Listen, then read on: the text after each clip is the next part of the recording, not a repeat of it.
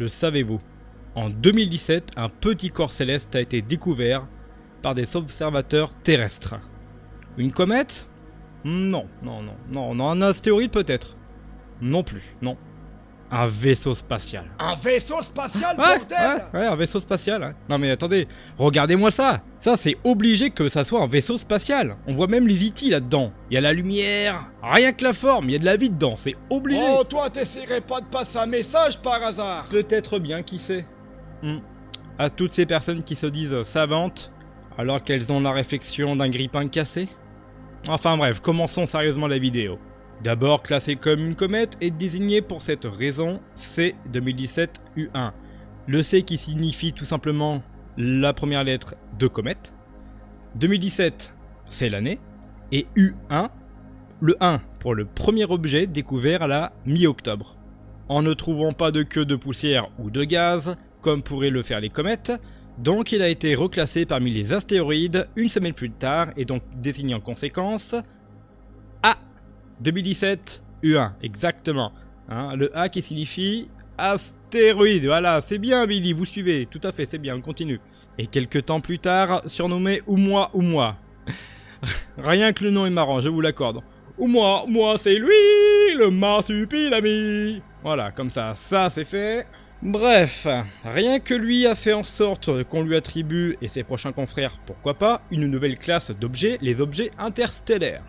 En fait, l'étude de la trajectoire ainsi que sa vitesse, qui justement ont permis de livrer le fait qu'il ne s'est pas formé dans le système solaire. A savoir que le projet Pan-STARRS, lui, travaille sur la surveillance d'objets susceptibles d'être dangereux pour la Terre. D'ailleurs, dans les années qui viennent, Pan-STARRS recevra une aide significative d'un nouvel observatoire, le LSST, pour surveiller l'ensemble du ciel austral en continu, avec un compte-rendu tous les 3 jours.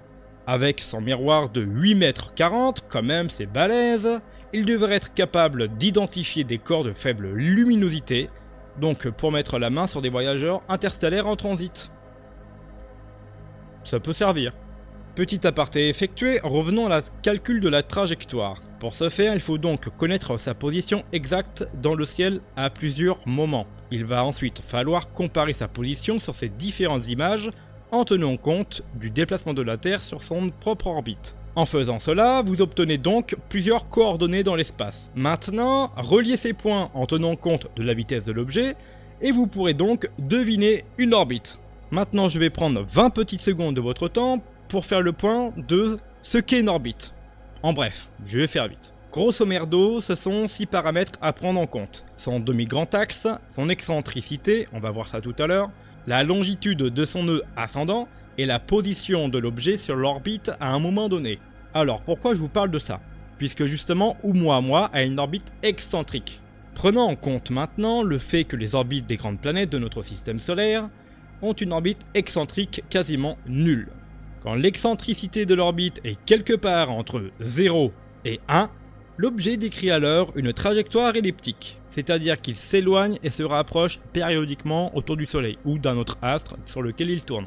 Et donc si son excentricité est supérieure à 1, la trajectoire de l'objet est dite hyperbolique. Grosso merdo, il va juste s'en approcher, accélérer et se faire catapulter très loin.